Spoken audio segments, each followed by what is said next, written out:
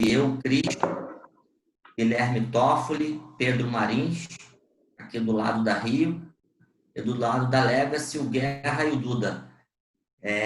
A dinâmica desse bate-papo hoje vai ser um bate-papo bem interativo. A ideia é que, do início ao fim, ele tenha um tempo estimado de 1 hora. O Guilherme vai fazer uma breve apresentação da Legacy e depois vamos partir para algumas perguntas.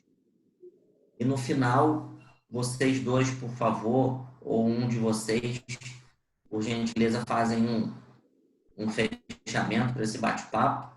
E nesse ínterim, se surgirem também algumas dúvidas de clientes, a gente pode endereçar para vocês depois, para a gente responder ou até mesmo bater um outro papo.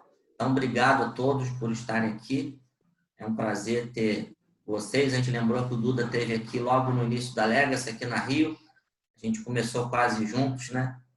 Então, a história se converge. Guilherme? Não vou falar. O Christian vai falar brevemente sobre a Rio e o Guilherme fala depois sobre a Legacy. Vou voltar para a máscara aqui. Vai se adaptando, um com máscara, outro sem máscara. Vê se fica distante de mim. Bom, pessoal, então, rapidamente um pouquinho sobre a breve história da Rio, já que temos sempre um ou outro cliente, prospect, que está participando pela primeira vez. A Rio nasceu no finalzinho de 2018, depois de deixarmos aí nossas carreiras corporativas nas instituições financeiras que trabalhávamos. Decidimos fundar a Rio porque entendemos que o modelo de assessoria ao cliente poderia ser melhor, poderia ser mais eficiente e com maior foco, inclusive, nos interesses dos próprios clientes, pensando que as relações têm que ser boas para todos os envolvidos, né? Então, temos bastante orgulho em dizer que a Rio Investimentos nasceu e é conduzida com valores muito fortes, que são integridade, respeito, foco nos interesses do cliente. Tá? Queremos sim o certo, fazendo as coisas certas, do jeito certo. Acreditamos que esses valores são alicerces que nós estamos construindo para poder termos uma empresa sólida e forte no longo prazo, trazendo aos seus clientes, suas famílias, excelência no atendimento, na assessoria. E hoje a gente tem um escritório no Rio, um escritório aqui onde nós estamos agora, né, numa vila que, como o Varela falou, o Duda esteve aqui nos visitando, e a quem convidamos todos os nossos clientes e amigos para nos visitar. Temos outro escritório em São Paulo, no Centro Financeiro, no bairro da Vila Olímpia. Hoje somos 15 pessoas na Rio Investimentos, entre Rio e São Paulo. São pessoas com competências complementares, entretanto, pessoas de valores em comum. Tá? A Rio, nossa história está apenas no começo e ainda assim a gente tem aqui algumas conquistas para compartilhar com os nossos clientes, nossos amigos e até com vocês, o pessoal da Legacy. A gente acabou de ter algumas conquistas importantes. A Rio hoje está no grupo de G20, que é formado pelos 20 principais escritórios da XP Investimentos. Recebemos essa posição agora no mês de julho. Nosso sócio Luciano foi indicado um dos 10 melhores assessores de investimentos do Brasil, e nós também ganhamos a premiação de melhor escritório da região Sudeste, com menos de 2 anos de fundado, né? Isso tudo nos orgulha bastante, mas o que mais nos orgulha é poder falar que todos os indicadores que nos levaram a essas conquistas são indicadores qualitativos e principalmente indicadores que falam em relação à satisfação do nosso cliente. Então, agradecemos a cada um dos nossos clientes, a cada um dos nossos sócios e a cada um dos nossos parceiros, e temos certeza, como eu falei, que a gente está apenas no início. Tá bom? Vou passar aqui para o Guilherme, nosso sócio, para apresentar a Legacy e iniciar aí o bate-papo. Até já. Valeu, Christian. Obrigado, Duda. Obrigado, Guerra. Um prazer estar aqui com vocês. Acho que o timing é perfeito, porque vocês vão comentar daqui a pouco que o fundo está para fechar, mas é muito bacana para a gente que nossas empresas têm mais ou menos 2 anos de vida. Elas têm origem no Santander, né? Boa parte da nossa equipe veio e praticamente foi a tesouraria que deu origem à Legacy. Conheço o Duda há uns 15 anos por aí. A gente tinha, vamos dizer assim, trabalhava em empresas parecidas e foi continuando a se falar ao longo do tempo. E foi muito fácil para a gente acreditar na Legacy desde o começo, né? A gente tem boas histórias de investimento inicial em assets, a Legacy é uma delas. Então, assim, a gente pode dizer que tem cliente desde da primeira cota, e a gente gosta muito de comprar boas ideias na área de gestão, né? Então, assim, a gente depende de boas gestoras e a gente faz com que a Rio Investimentos seja um canal fluido entre o que tem de bom e de melhor na indústria de fundos, para que isso chegue até os clientes, né? Então, tem sido bastante bacana para a gente, né? Eu queria passar a bola para vocês falassem, para vocês possam falar melhor sobre a empresa e depois a gente parte para as primeiras perguntas. Pode ser? Bom, tá joia. Bom, pessoal, obrigado pelo convite. É um prazer falar com todos aqui, com os clientes, com o pessoal da Rita, todo da Rio. Também tem legal a história de vocês. Aí tem uma origem muito parecida aí com a nossa, né, que veio do Santander, veio uma instituição financeira grande, né, acaba sendo uma grande escola aí em várias frentes, né, formam ótimos bankers, ótimos traders, gestores e tem bastante gente bem sucedida espalhada no mercado em diversos setores aí que foram oriundos do Santander, né? Enfim, a gente ia falar um pouco rapidamente da Legacy aqui para a gente poder investir nosso tempo mais aqui na parte de mercados, ideias, né, e cenário. E a Legacy como você comentou bem, aí é uma empresa, basicamente uma empresa que já existe aqui há 2 anos e 3 meses, né, 3 e 4 meses. A gente começou em março de 2018, saímos do banco ali em fevereiro de 2018, fundamos a Legacy. Eu consegui atrair com muita sorte aí algumas pessoas chaves aí da minha equipe na época dentro do banco. São pessoas que trabalhavam comigo há muito tempo e continuam trabalhando, né? A nossa ideia de montar a Legacy era, na verdade, continuar fazendo o que a gente sempre fez, né? Continuar alocando capital nas classes de ativos e nas geografias que a gente sempre se propôs a olhar, com uma equipe bastante completa de especialistas, no sentido no top-down, aí na parte macro, especialistas no bottom-up, bem focados em cada classe de ativo, em cada geografia, né? Então, a gente trabalhava e continua trabalhando com uma equipe aí bastante abrangente, com uma quantidade de pessoas aí, especialistas ótimas, aí, com muita experiência, muitos anos de mercado. A nossa ideia, então, foi sempre essa, né? Ter uma estratégia, uma multi-estratégia dentro do nosso multimercado, Legacy, Macro. Vocês são investidores, com esse intuito, né? Possibilitar não só que o capital do banco, na época, né, investisse na nossa forma de gestão, mas milhares de clientes, né, pudessem ter também esse produto. E nós também, na física, né, com o nosso patrimônio, está todo investido aqui na Legacy também, poder usufruir, né, participar dessa estratégia. Tá? Então, a Legacy completou aí 2 anos de cota no final do mês passado, na verdade, no final do mês retrasado, né, que já começamos agosto aqui, então tem 2 anos e 1 mês de cota, mas, na verdade, é uma história que já está há muito tempo, né, rodando junto, da mesma forma. Então, um time muito experiente, trabalha junto há muito tempo, remunerava o capital com muita consistência, com uma relação risco-retorno, um Sharpe Ratio muito interessante, né, que nos dava a segurança, a confiança de que se a gente saísse para montar o nosso próprio fundo, nosso próprio negócio, poderia estar aí entre os top produtos aí de investimento no mercado, né? Então, o nosso desafio é esse. A gente tem crescido, né? A Legacy hoje está com praticamente aí quase 15 bi e meio sob gestão, né? Estamos muito próximos aí, provavelmente no final desse mês, a gente vai vir com um produto de previdência, que a ideia é fazer um produto muito parecido com o nosso macro, muito próximo de lançar, né? O Duda está na live participando aqui com a gente, está 100% focado na parte operacional, de montagem do produto, né, de como distribuir, como fazer chegar na nossa base de clientes.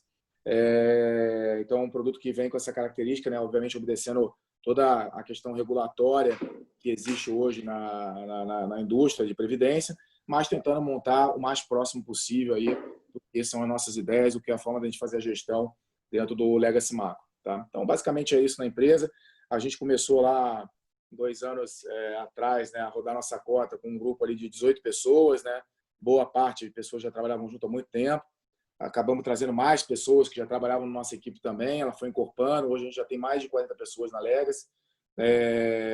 Dessas 40 pessoas, metade, diria que está aqui diretamente comigo aqui no time de gestão, a outra metade compondo com a área macro, né? Mais a parte toda de controles, compliance, né? A parte de operações, sistemas e comercial, etc. Então, uma equipe bastante abrangente, bastante grande. A nossa intenção sempre foi poder replicar, né, a profundidade do que a gente sempre operou, né, na tesouraria, né, em termos de geografia, em termos de classe de ativos. Na nossa conversa aqui de cenário, acho que a gente vai provavelmente explorar várias ideias diferentes aqui, vocês vão entender um pouco como que a gente trabalha, onde a gente está investido, como que a gente se mexeu aí ao longo desses últimos meses aí, que foram extremamente desafiadores, né, com toda essa volatilidade. Passar a bola de volta para vocês aí, vocês verem como vocês querem conduzir. Vamos começar com as primeiras perguntas. Se tem uma coisa que os mercados ensinam para a gente é que toda crise é inédita, né? A gente nunca está preparado, 100% preparado para a próxima crise, quanto ao tamanho, duração, estilo, etc. O que assim, vocês vindo de tesouraria, né? Já foi assim, talvez pouco tempo para ainda numa adaptação das operações de tesouraria para a cota diária. Como é que a crise hoje mudou a gestão? Se é que ela mudou a gestão, o que vocês aprenderam com a crise? E se principalmente em relação à questão de gestão de risco? Porque a gente viu um solavanco muito grande nas cotas, em geral, que foram praticamente inevitáveis. Será que a gente está ainda exposto, no sentido assim, na indústria de fundos, a essa volatilidade? Ou alguma coisa já foi corrigida como aprendizado após essa crise? É uma ótima pergunta.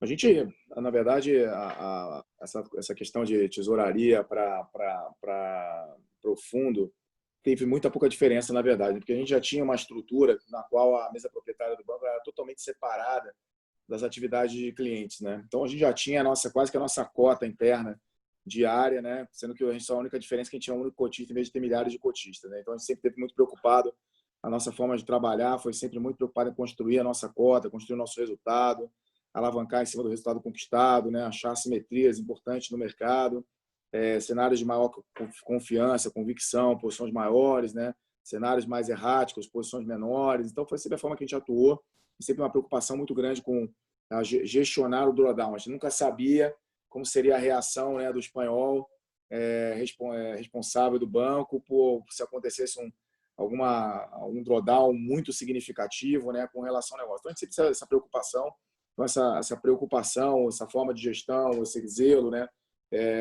por construir uma boa cota, buscar um bom Sharp, a gente já carrega isso há muito tempo, né? Então assim, diria que na forma de gestão, acho que na verdade ajudou, né? Porque a gente já passou por diversas crises, como tesoureiro do banco, como responsável pela proprietária do banco. A gente teve crises aí bem diferentes, bem inéditas, né? Que nem você comentou, cada crise é diferente da outra e sempre tem uma novidade, algo a se aprender, né?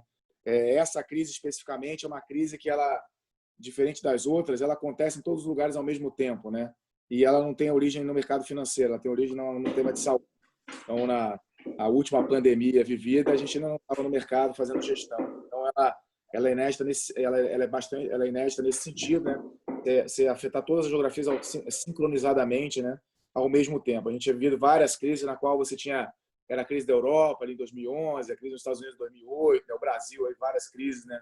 Ao longo da nossa carreira, 2015, né? Lá atrás com a desvalorização, eleição do Lula, etc. Teve vários episódios. O que a gente traz de aprendizado, essa bagagem que a gente tem, é que nessa hora que o cenário, a gente sempre se propõe, a nossa proposta é sempre tentar construir, né, acertar o cenário, né, antecipar as coisas e construir um portfólio para navegar bem esse cenário operacional que a gente se propõe a operar pelos próximos 12, 18 meses. Né? É assim que a gente sempre trabalhou. Só que nem sempre é possível se antecipar alguns acontecimentos, como não foi dessa vez, né? Você antecipar a questão do Covid-19, pegou a gente com posições ali otimistas, mas o que a gente sabe que nessa hora que a certeza sobe demais, né? Você tem ali o VIX, né? Que é uma medida de volatilidade, quando ele passa ali por 40%, 50%, sabe que o mercado ele fica, não tem mais um racional por trás das coisas, você acaba entrando no modo de liquidação, e você sabe que nessa hora o que você precisa fazer tá muito líquido, tá muito simples, né? Tá diversificado de certa forma, porque ainda mais numa crise como essa, né, que afeta várias geografias ao mesmo tempo, você não sabe aonde pode eclodir, aumentar a intensidade dos casos, as mortes, etc. A robustez do sistema de saúde, então você está diversificado também, né, não depender tudo de Brasil ou tudo dos Estados Unidos, num momento como esse é importante. Então as coisas que a gente buscou fazer de imediato na volta do Carnaval, ficou evidente que era uma crise contracionista, deflacionária, então reduzia drasticamente, no primeiro momento, as posições em renda variável.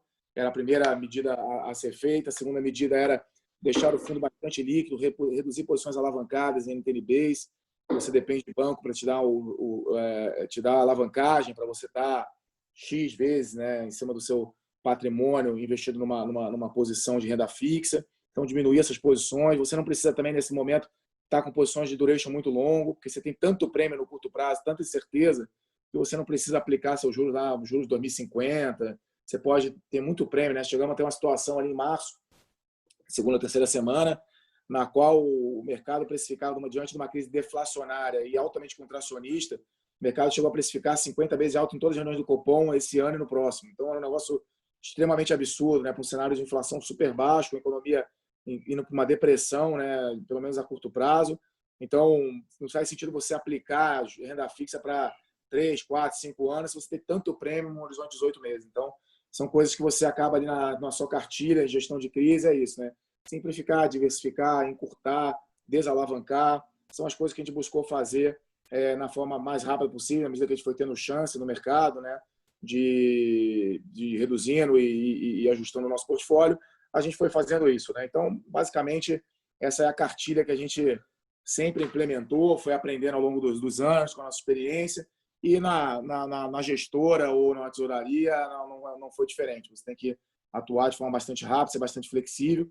Quando não é possível antecipar, a gente tem que ajustar rapidamente a nossa visão quando o cenário muda, né? E o cenário, de fato, mudou. A gente vinha num cenário que era muito positivo para o ano, um cenário de crescimento global sincronizado, onde o Brasil podia se destacar muito no ambiente de juros baixos, com fiscal ancorado, naquele momento também uma sintonia política melhor também, uma perspectiva ali de colocar algumas PECs para caminhar, algumas pelo Senado, outras pela Câmara, várias boas ideias em trânsito, né? Então tinha uma perspectiva muito boa. O Brasil nesse momento, para esse ano, podia se destacar muito, né? Você tinha juros muito baixos, o mercado de trabalho melhorando, são os propulsores aí do consumo, né? Então tinha abrir uma perspectiva muito favorável. Quando você se depara com uma pandemia dessa, tem a contração across the board, várias geografias, né?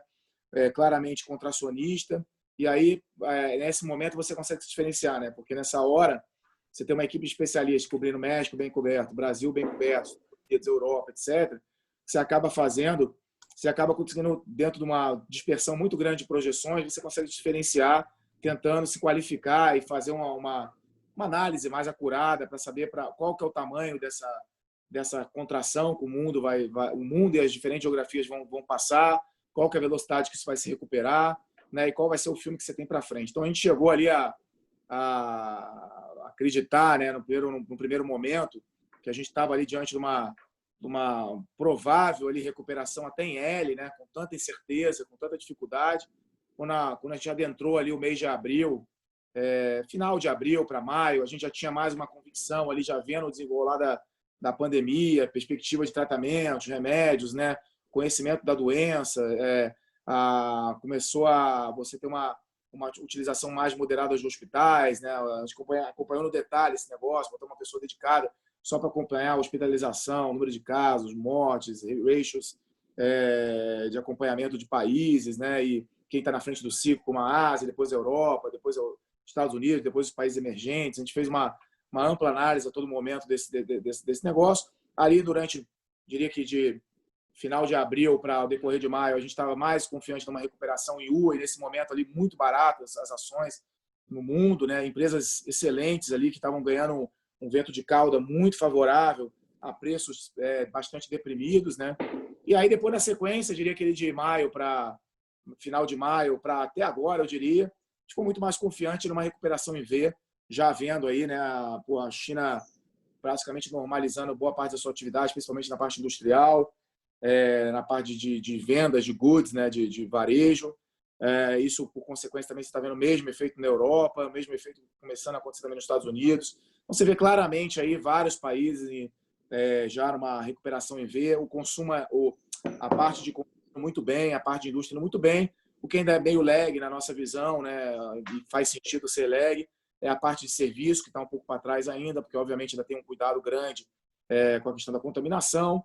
As pessoas evitam e mudam os hábitos no sentido de evitar, né, algumas viagens, restaurantes, tratamentos de beleza, salão, essas coisas. Então, o serviço acaba ficando lag de fato. Mas o que a gente está vendo, né, quando você vai olhar os dados de China, Europa e Estados Unidos, você percebe que, basicamente, você está voltando ali, o PMI, que é a parte de indústria, já voltando a patamares de fevereiro, China, Estados Unidos e Europa. Você pega o nível do retail sales, né, as vendas no varejo, já voltando ali quase 4%, 5%, patamares que estavam ali também antes do carnaval. Então, você vê que, claramente, está passando uma recuperação e não tem por que a gente acreditar que o Brasil tem alguma doença grave, que não vai poder também passar por esse mesmo fenômeno e ter essa recuperação, né? Então, nesse lado, a gente está mais confiante nessa recuperação em V. Aí a gente pode elaborar mais aqui, mas vale a pena mencionar. Eu só vou fechar aqui e vou te passar. Eu tenho mencionado isso meio que... falo muito com a equipe, né? E acho que a gente está diante de num cenário, né, assim, com tanto estímulo monetário e fiscal nesse momento, né? E a discussão ainda é aumentar ainda mais os estímulos, né? A gente vê aí os Estados Unidos discutindo um novo pacote, a extensão do pacote fiscal, né, para auxiliar aí os empregos, desempregados. Você vê também o Federal Reserve aí colocando sobre a mesa aí na próxima reunião de setembro uma perspectiva, né, qual vai ser o framework que eles vão trabalhar, quanto eles vão tolerar a inflação ficar acima da meta, né, colocando mais estímulo monetário sobre a mesa. Europa discutindo aí um recovery fund para fazer investimentos aí usando o fiscal, fazer investimentos aí para ajudar na retomada da economia. A gente vê o Brasil aqui também estendendo, né, o nosso auxílio emergencial, provavelmente vai estender também o programa de preservação de emprego, que vem sendo muito bem sucedido aqui no Brasil, preservando aí 12, 13 milhões de empregos até o momento. Então, a gente vê que a discussão na margem é colocar mais estímulo, né, cortar mais juros, colocar mais fiscal. As pessoas ainda estão adicionando mais e a gente está vendo claramente uma recuperação em V. Então, o que eu falo para mim, tenho falado para minha equipe já há algumas semanas, o mercado está andando bastante, na verdade, é que a gente está diante, talvez, de uma oportunidade inédita, né? Por conta de um vírus grave, uma pandemia gravíssima. A gente está vendo uma quantidade de estímulos sobre a mesa, em termos fiscais e monetários, ao mesmo tempo, em várias economias, como nunca antes visto. Liquidez global abundante, né? Então, a gente acha, eu sempre me questiono, né? Eu acho que daqui a alguns meses a gente vai olhar para trás e falar assim, pô, a gente passou o fundo, carregamos posições compradas aí 30% do fundo, 1/3 do fundo, poderíamos ter ficado 2 vezes comprado, né? O fundo inteiro, né?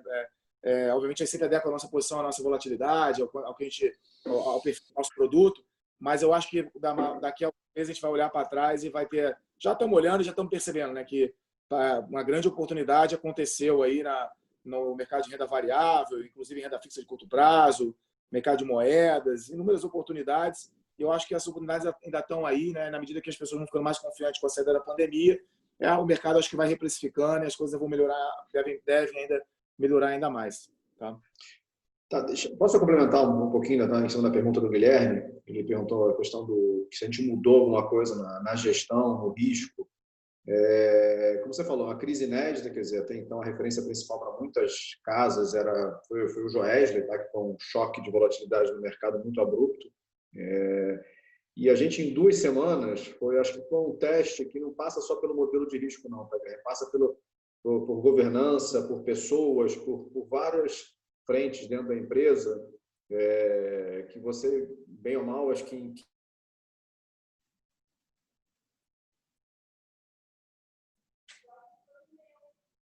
Para mim, interrompeu.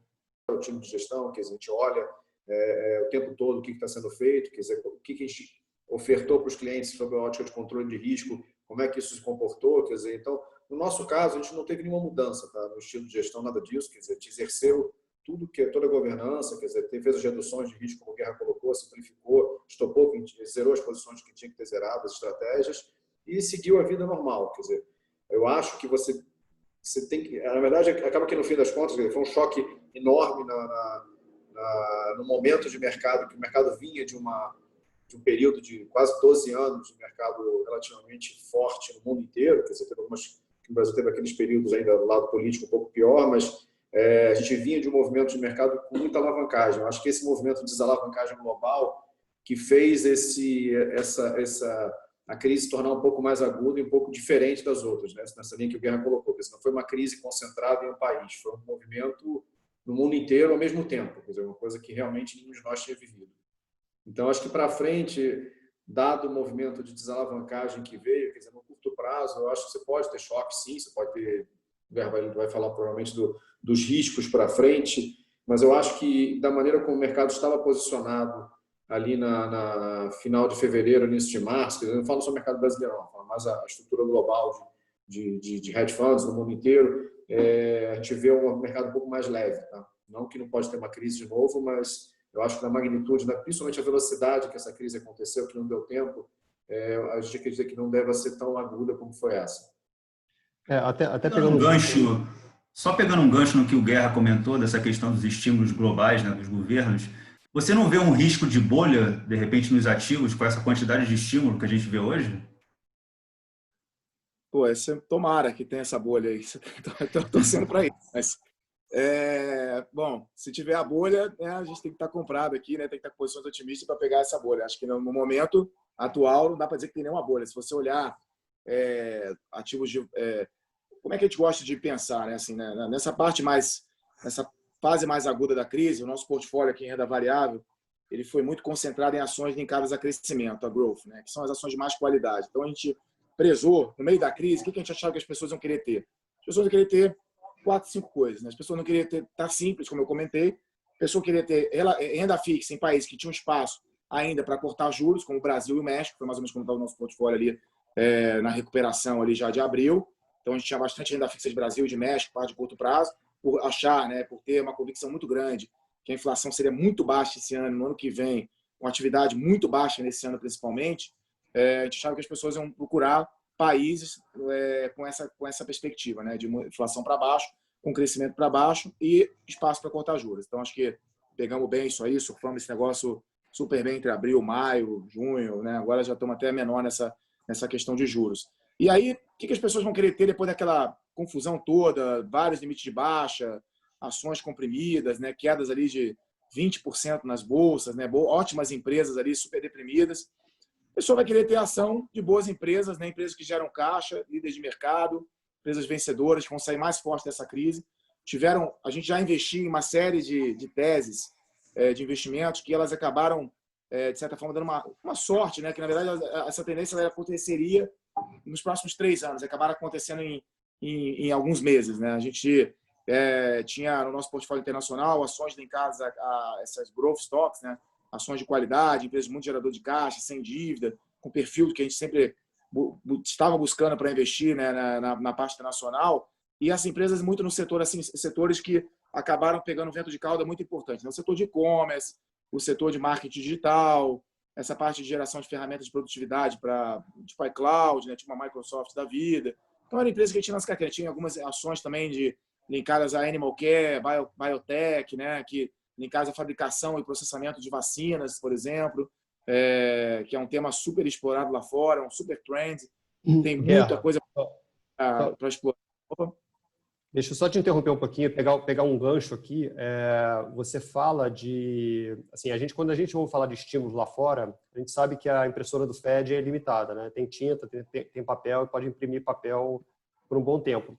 Quando a gente fala de estímulos aqui, eu vou até pegar assim, um exemplo e uma pergunta de um cliente, né, do Toninho Cury, que pergunta o seguinte: como é que esses estímulos no Brasil, se a gente seguir o que está sendo feito, quais são as consequências disso desses estímulos fiscais para a questão de inflação, câmbio, os riscos que a gente está acostumado a viver?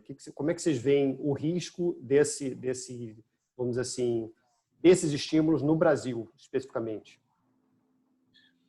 Então, na linha que eu estava comentando, né? Assim, a gente, nessa parte de liquidez, as ações ligadas ainda, essa parte de ações ligadas ainda à economia real, à economia tradicional, ainda estão muito descontadas. Os ativos estão muito baratos ainda, né? Então, o que se valorizou nesses últimos meses foram ações ligadas a crescimento, né? Então, complementar, para fechar a última pergunta, né? No sentido de que as ações ligadas à economia tradicional, né? Esses bancos, por exemplo, estão super baratos.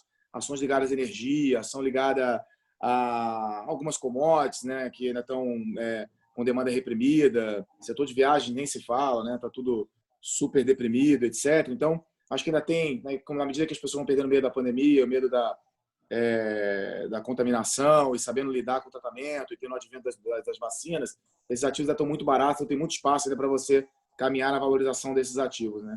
Com relação aos estímulos no Brasil, eu sempre falo, né, nas entrevistas aí, nas lives, a única coisa que me preocupa de verdade, né, única, né, tem várias coisas que me preocupam, mas uma que me tira o sono, né, e preocupa mais do que as demais é a questão do teto dos gastos. Eu acho que assim, o que permite o Brasil, né, poder fazer esses estímulos temporários de curto prazo, né, para, obviamente, qualquer ministro da Fazenda não se furtaria dar assistência para os aposentados, para os desempregados, para as empresas, né? E nenhum banco central se furtaria nesse momento também de implementar uma agenda aí de easing monetário e de crédito, liquidez para apoiar a economia, né? Então, nesse sentido, acho que o país está fazendo um trabalho aí muito bom, tanto pelo parte do Banco Central como pelo parte da Fazenda. Congresso ajudando bastante, aos trancos e barrancos, com muita discussão, né? com executivo, etc. Mas, no final, a gente aprovou somente gastos temporários, nada permanente.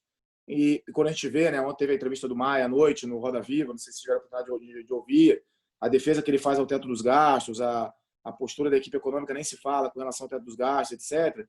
A gente tem uma tranquilidade ainda, né, de que assim, é apertado, é difícil, mas é possível você ainda conviver por mais 2 anos aí com o teto dos gastos apertando a despesa. A gente está nessa discussão aí do Renda Brasil, como é que a gente sai, né, desses auxílios emergenciais e melhora a produtividade, a eficácia dos programas sociais, que a gente precisa fazer também, algum rearranjo na parte de impostos, né, de reversão dessas desonerações para alguns setores, algumas empresas, para você poder ter alguma gordura adicional, para você poder implementar algum programa de renda básica. Acho que isso é possível de ser feito. Mas eu acho que o programa como é que é o PME, né, o Programa de Manutenção do Emprego, espetacular, né? Acho que foi uma sacada sensacional da equipe econômica, está preservando aí na ordem de 12 milhões de empregos. Quando você faz a conta da massa salarial aí, né, da renda das pessoas durante a pandemia, né, do que era antes, do que está agora e deve ser nos próximos 2 meses, você vê que basicamente a renda quase não caiu, né? Você teve uma contração de empregos e ao mesmo tempo você teve um estímulo fiscal por conta desses auxílios emergenciais importante, quase offsetaram a queda do emprego. Então, na medida que você vai perdendo no meio da pandemia, a economia vai reabrindo, você vai, como os outros lugares do mundo, que a gente já está vendo, Estados Unidos, Europa, etc., vai retomando os empregos e você vai reduzindo os estímulos. E aí a combinação dessas duas coisas que vai dar a derivada, se a gente vai crescer muito ou pouco, ou quase nada, né? Então, essa que vai ser a derivada aqui para frente. Então, assim, a gente, do ponto de vista de estímulos no Brasil, acho que os juros cortou já o que tinha para cortar, talvez corte mais 25, eu não cortaria, se fosse eu, mas entendo que o Banco Central já comunicou que quer fazer um corte residual. Eu acho muito mais potente, muito mais importante você trabalhar para você ter um flattening da curva de juros, né? Ter uma queda da taxa de longo prazo. Se você parar o ciclo agora com gordura imediata do produto, gordura na inflação, você pode ter aí um ganho aí de 50, 100 pontos da curva longa, que eu acho que vai ser muito melhor do que você cortar 25 basis points a taxa de juros no curto prazo, que eu acho que não vai ter efeito nenhum, né? Então, acho que o Central já deveria interromper. E na parte fiscal, a gente está nesse dilema, né? Hoje o jornal já veio cheio de PEC do fura-teto, né? Coisa de discussão como furar o teto, como deixar fora do teto, etc. Essa é uma discussão desagradável, fez o mercado piorar hoje, certamente. A gente sabe que vai ter essa discussão, a gente caminha para a discussão do orçamento em final de agosto, começo de setembro. Essa temperatura desse negócio vai esquentar.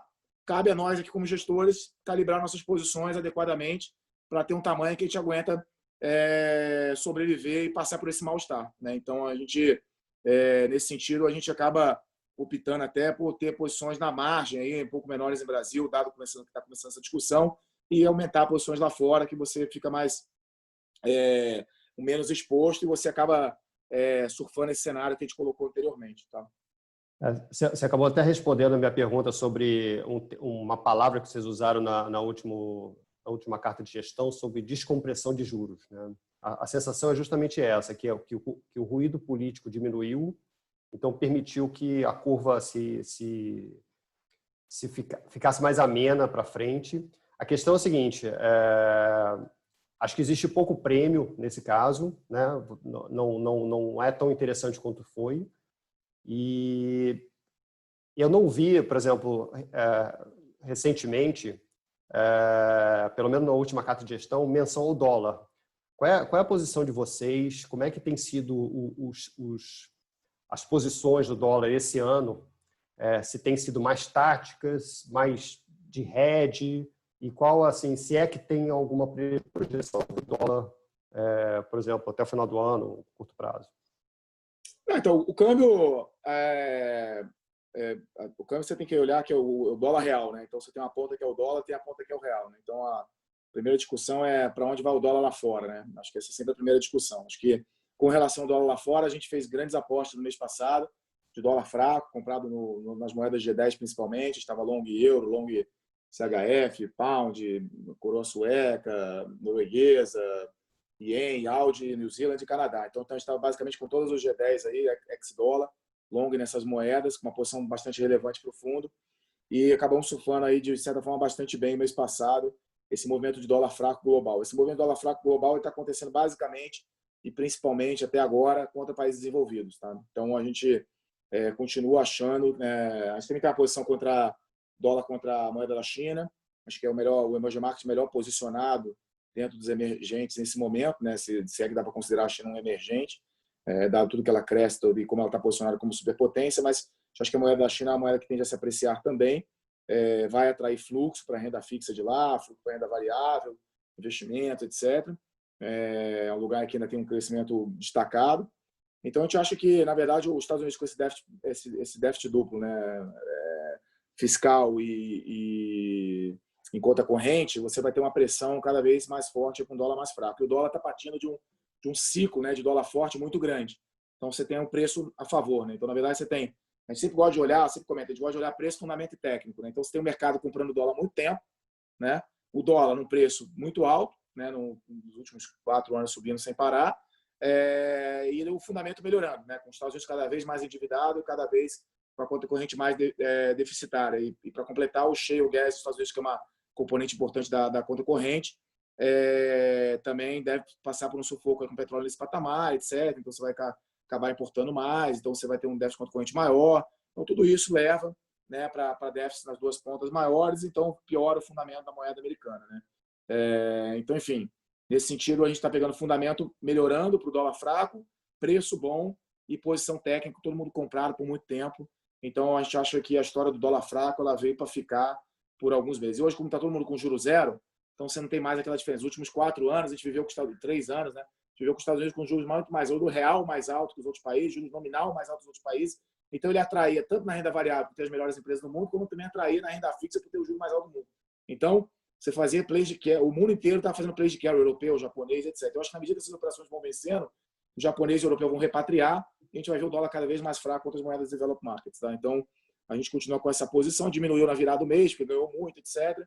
Mas a gente está achando que podia realizar um pouquinho, mas a gente acha que o pé é vendido em dólar contra países emergentes. Tá? No Brasil, aí a discussão já é um pouco mais complexa, porque acho que o grande tema que a gente está passando por aqui é uma repressão financeira. Né? Então, a gente está colocando a nossa LFT aqui, o nosso CDI, pagando 2%, né, provavelmente, na reunião de amanhã.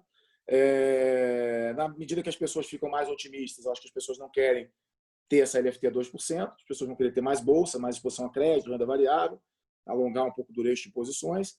E na medida que as pessoas estão mais preocupadas, as pessoas vão querer ter mais exposição a ativos internacionais. Né? Então, quando o mundo estiver mais pessimista, vai querer comprar mais dólar, quando estiver mais otimista, vai querer comprar mais bolsa. Então, no final, eu acho que o final dessa história, o endgame, é um dólar mais alto com uma bolsa mais alta. Isso já vem acontecendo porque a gente está passando por essa repressão financeira.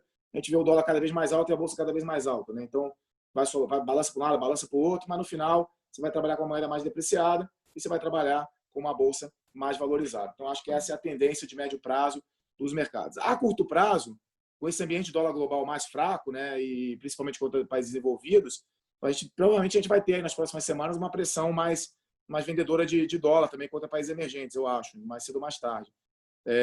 Então, quando você compara o real com os fundamentos, eu olho o preço das commodities, né, a soja, o minério no high, você olha o CDS, né, que é o spread de risco de crédito do Brasil no low, né, e você vê onde está a moeda, você vê que tem muito espaço aí para a moeda apreciar, ela poderia estar aí 4,80, 4,90. Então, nesse sentido, a curto prazo, a gente tende a ser mais otimista aí com o movimento da moeda. Mas não é o nosso ativo que a gente prefere mais. Se for para comprar Brasil, é melhor comprar a bolsa do que aplicar os juros ou comprar a moeda brasileira. Né? Nesse conceito de você estar no coronavírus, no qual você nunca sabe se você pode aumentar os casos, etc. e tal, acho que você tem que escolher bem, pensar bem o ativo que você quer ter de cada lugar. Né? Então, no Brasil, acho que a bolsa é o principal cavalo, mas a gente tem algumas opções aqui na nossa carteira. Se o câmbio apreciar aí para 4,90 e tal, a gente acha que ganha bastante dinheiro com esse movimento. Mas se não apreciar, a gente perde o prêmio e bola para frente, as posições maiores estão em renda variável. Tá? Então, é assim que a gente está se posicionando. Pegando esse gancho aí que você falou agora, dessa questão que você acha que a bolsa é o cavalo, enfim, eu até passei para os clientes a matéria que você deu semana passada para o Valor Econômico, falando que você está otimista com a bolsa, enfim. E vários me perguntaram quais setores ou quais empresas que seriam beneficiadas com essa retomada da atividade. Queria que você comentasse um pouquinho a respeito disso. Olha, por conta dos juros e o cenário econômico externo e interno, né, a gente está otimista com tudo, na verdade, tá? Sendo bem sincero. E eu diria assim que o Brasil, na verdade, como é que é? Eu estava explicando anteriormente, né? A gente, no primeiro momento, a gente se posicionou em ações ligadas a mais qualidade, mais growth lá fora, né? E as ações que não são ligadas a growth, o mercado chama de velho, né? Que são as ações de valor, ações que elas performam, as ações ligadas à economia tradicional performam melhor quando você tem a atividade econômica melhorando na forma mais tradicional possível, né? Então, como eu comentei anteriormente também, esses ativos de valor, né, ligados à economia tradicional, como toda a Bolsa brasileira, basicamente, né, principalmente o índice Bovespa, que tem grande peso aí nas commodities, nos bancos, né, e na parte de consumo tradicional, não deixa de ser um velho estoque, né? Então, assim, quando você quer comprar valor, comprar ação nesse sentido ligada à economia tradicional, o Brasil acaba compondo bem com o nosso portfólio global de ações de mais qualidade. Tá? Então, na hora que a gente viu que o mercado ia ter pular no V-shape, ia ter reprecificação de crescimento para cima, de forma generalizada, o que a gente fez, em vez de comprar velho lá fora, a gente acabou comprando no Brasil, porque o Brasil casava bem com o portfólio. Então, essa combinação de uma carteira investida em e-commerce, biotech, né, como eu comentei, ferramentas de produtividade, etc., com o Brasil, você acaba ficando comprado em velho e growth ao mesmo tempo. É a forma que a gente vê. Quando você olha a Bolsa Brasileira, acho que a Petrobras está de graça. Acho que ela não tem por que estar ainda abaixo de 30, na minha visão. Ela vende petróleo, está vendendo petróleo em reais aqui para o brasileiro na Lua, né, com moeda desvalorizada, e o petróleo aí nesse patamar de 45. A gasolina em reais está no high. A empresa está gerando caixa para caramba, está desalavancando.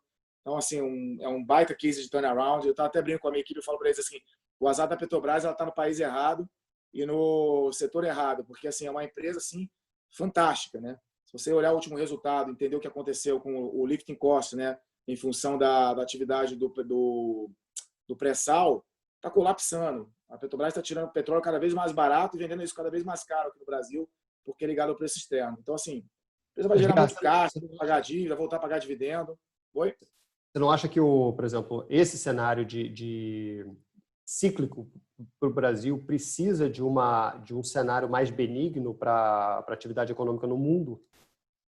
Ou não? Acho que sim. Está nessa linha, né? Como a gente está percebendo que os países vão reabrir, o vírus não vai ficar aí para sempre, né? Uma hora mais cedo ou mais tarde você vai ter uma vacina ou um medicamento, né? Que também teve notícias boas hoje aí também com relação à medicação. Então, assim, ainda existe muita... Esse negócio do Covid, né? Ele ainda tem muita narrativa da imprensa, né? Se você pegar, o mercado fica com medo, as pessoas com medo, mas existe uma narrativa muito forte em cima do que realmente está acontecendo. Quem olha os dados, né? Ainda vê a narrativa não conversa com os dados, né? O que a gente está vendo de melhora em termos de dados, de aumento de casos e o que está dando como consequência hospitalizações e mortes, é muito aquém do que foi ali no período mais grave, ali, que era abril, maio, quando tinha muito mais o Covid está com muito mais gravidade. Então, hoje, no Brasil, você pegar São Paulo, basicamente, hoje, tudo que é pneumonia, ninguém está morrendo de pneumonia e todo mundo morre de Covid. Curaram a pneumonia em São Paulo, porque todo mundo lança como Covid. Então, na verdade, se você ajustar, não está morrendo quase ninguém em São Paulo, na capital, né? Então, assim, e se você pegar os dados e os highlights, os headlines, basicamente ele dá outra informação para quem está lendo, né? Então, assim, na verdade, a gente está, quando você olha por dentro, né, hospitalização, morte, casos, né, como é que está acontecendo, né? A gente tem uma percepção, a gente pode estar errado, tá? Mas a gente tem uma percepção de que essa história de segunda onda é um risco que não é tão relevante assim, mas estamos monitorando, né? Obviamente a gente pode estar errado nisso, é uma pandemia, pode ter derivações, pode ser, a gente não sabe, mas assim, olhando o que está acontecendo nos dados e a quantidade de mortes nesses novos lugares, né? As pessoas também estão aprendendo a conviver com isso, usando máscara, gel e se protegendo, mais home office, menos contato, usa mais carro, tem vários, a mudança de hábito acaba também diminuindo um pouco os efeitos, então acho que já estamos vivendo isso há vários meses, as pessoas vão se adaptando, então também a gente está vendo esse efeito também se transladando para uma melhora dos dados. Mas a narrativa, ela assusta, né? E provoca movimentos de preço, piora um pouquinho o caso em algum lugar. Recentemente, essa semana, uma cidade chama Victoria, na Austrália, por causa de 10 mortes, fecharam a cidade inteira, fizeram um lockdown, uma reação totalmente exagerada, absurda, porque a gente está vendo nos dados. Então, para tomar decisão de investimento, a gente prefere se basear nos dados reais e tentar não focar tanto na narrativa da imprensa, né, no dia a dia. Então, é uma preocupação. Então, para as ações cíclicas valorizarem, quanto menos quanto menos piorar essa narrativa, né, mais próximo da vacina, mais importante você vai ser para ter essa recuperação das ações ligadas à economia tradicional. Mas quando você olha para isso no Brasil, né, como comentei, Petrobras tem essas características, olha a Vale, o minério está no high ever aí, também com dólar no 5,30, também vendendo minério em reais na Lua. Então, tá uma empresa que vai zerar a dívida, basicamente, em breve. Você olha os bancos, né? Os bancos têm uma dificuldade muito grande, porque ele vive a economia tradicional mais clássica, né? Tudo passa pelos bancos, né? Então, tem um medo, né, dessa pandemia provocar aí falências e PDDs, etc. Então, na medida que você vai ficando mais confortável com a saída da pandemia, você vai também ter uma normalização, os bancos vão soltar as PDDs, né? Você vê o resultado do Itaú de ontem para hoje, o Itaú está com uma super cobertura para o cenário à frente, então está trabalhando com uma cobertura enorme para potenciar as perdas. Então, assim, é uma situação bastante mais tranquila à frente. Na medida que o cenário vai acalmando, o banco vai soltar essa cobertura e vai virar resultado. Enfim, aí tem outras agendas, né, que está afetando os bancos, né? A discussão no Senado, tem o PL lá do Álvaro Dias, tem, né, que quer tributar, quer aumentar aí limitar o juro, botar um cap no cheque especial e no cartão de crédito. Aí tem a discussão de taxar os bancos, né, aumentar ainda mais a CSLL. Então os bancos estão sob ataque, fora toda a competição que existe no setor.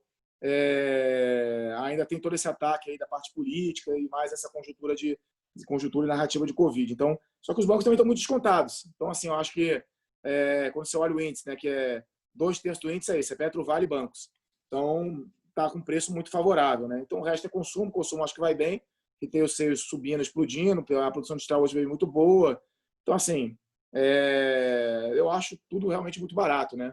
Aí, se você pega assim, mas o e-commerce subiu muito, subiu, mas mudou a tendência, né? Esse negócio, a Via Varejo hoje, ela vendeu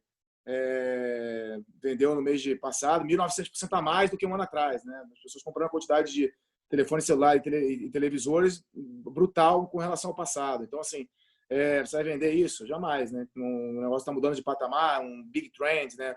A penetração do e-commerce no Brasil é baixíssima, está muito aquém de outros países, que ainda tem muito espaço para crescer também lá fora. Então, assim, essas coisas podem ficar muito mais caras também. Então, com juros baixos, você vai ter um dinheiro migrando para a Bolsa e ainda tem ativos aí ligados à economia tradicional que estão em preços ainda muito descontados.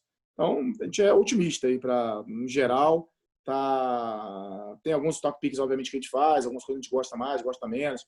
Fizemos uma série de trades aí com empresas que estão abertas, com empresas que não estão receitando. Então, a gente tinha long Localiza e long Carrefour, short Renner. Zeramos essas posições essa semana. Foi um ótimo trade, funcionou muito bem no mês passado. Mas a Renner é uma ótima empresa, a gente estava short, mas funcionou como fund, para a gente poder também não precisar ficar tão direcional a todo momento aqui com os riscos que tem no cenário. Então, mas a Renner daqui a pouco performa, reabre o shopping, reabre as lojas, é uma empresa que vai ganhar market share, daqui a pouco ela vai subir. Então, ela está barata, mas foi um bom fund até agora. Daqui a pouco a gente vai mirar para comprar Renner. Então, a gente vai surfando o cenário de acordo com os preços, mas o cenário é bastante favorável por enquanto. Entendi. Queria passar para o Duda agora para ele falar um pouco do fundo e principalmente falar sobre a questão do fundo de previdência. Como a gente falou no início, o fundo vai fechar na quinta-feira. O fundo Master já passou de 15 bi. E, Duda, queria que você falasse um pouco mais desse novo produto e qualquer coisa que você ache importante sobre o fundo.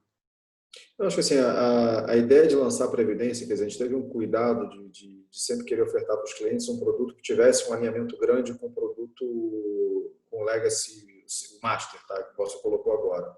A Previdência, apesar de ter nós tínhamos várias restrições que atrapalhavam um pouco a colocar os dois produtos da mesma maneira, tá? Então, teve uma mudança de legislação agora em dezembro do ano passado, que deixou as normas, quer dizer, a regulação um pouco mais flexível. A gente começou a estudar isso e viu que dá realmente para você buscar um produto que tenha, talvez não tenha a mesma volatilidade do outro, mas vai ter o mesmo alinhamento. Porque, para o bem e para o mal, os produtos têm que, quando vocês compram a gestão, quer dizer, um cliente compra a gestão, ele compra a gestão da Legacy. E é chato, às vezes, você ter um produto que vai... Gestão do Guerra, que está falando aqui agora. E, eventualmente, por questões regulamentares, você pode ter uma diferença grande de retorno entre um produto e outro. A gente quis evitar isso desde o início e com essa mudança de dezembro da norma, a gente achou que está na hora de fazer. Tá? Então, assim, o produto o Advisor, que está da XP, ele deve ficar aberto mais uns 2 dias, se não me engano, 2, 3 dias. Acabei de estar falando coisa aqui agora, inclusive, né, sobre isso, para ter notícia mais fresca. E a gente deve caminhar com a Previdência. Eu já entrei com pedido na SUSEP. Eu acredito que, quer dizer, agora é até um pouco mais definido, mas eu acredito que no máximo um mês aí para frente, eu já vou estar com o produto na plataforma. Obrigado. Bom, a gente vai passar agora para as considerações finais. A gente está a 5 minutos aqui do tempo limite. E, bom, como é que você quer... Varela, você fala ou você quer passar para eles? Obrigado, Duda. Obrigado, Guerra. Acredito que faça sentido vocês deixarem algumas considerações finais sobre algum assunto que eventualmente não foi contemplado aí nas perguntas. E a gente termina, se tiver alguma pergunta de algum cliente nosso, a gente endereça depois para vocês. Tá, joia. Não, posso fazer por aqui. Eu posso ficar aqui. Bom, enfim, a gente primeiro agradecer a vocês aí pelo convite, pela audiência aí, pelo bate-papo, principalmente pela confiança, né? Tá com a gente aí desde a cota 1, já acompanhando a nossa história. Espero que por muitos anos ainda à frente. As 2 empresas crescendo bastante. Nossa proposta aqui como eu comentei no começo, né? Trazer um produto diversificado aí com multi-estratégia, né? Como a gente discutiu aqui o cenário, né? Falando de várias geografias, várias classes de ativos, né? Com uma equipe de especialistas bastante abrangente, bastante experiente, com diferentes estratégias dentro do produto. A estratégia cada uma no seu momento, cada uma compondo no seu time, gerando resultados positivos. No final, esse pacotão no final vai gerar um produto com um Sharpe, né? Com uma relação risco-retorno muito boa. Vai ter momentos que alguma estratégia vai estar funcionando melhor, outra vai estar funcionando pior, etc. Mas se todas ou boa parte delas, né? Obviamente a gente não vai acertar tudo, vai ter muitos erros e acertos também, mas compondo ao longo do tempo, você vai acabar uma coisa se netando com a outra, você vai diversificando a nossa exposição, vai compondo o resultado e no final você acaba gerando um Sharp melhor aí para o nosso cliente, né? Então essa que é a nossa missão. A gente tem, obviamente, o que a gente gosta, né, é achar uma tendência, surfar essa tendência, como a gente vinha otimista desde a eleição do Bolsonaro, comprado em Brasil, e o mundo ainda com vento de cauda do mundo melhorando, com crescimento global sincronizado, liquidez abundante, etc.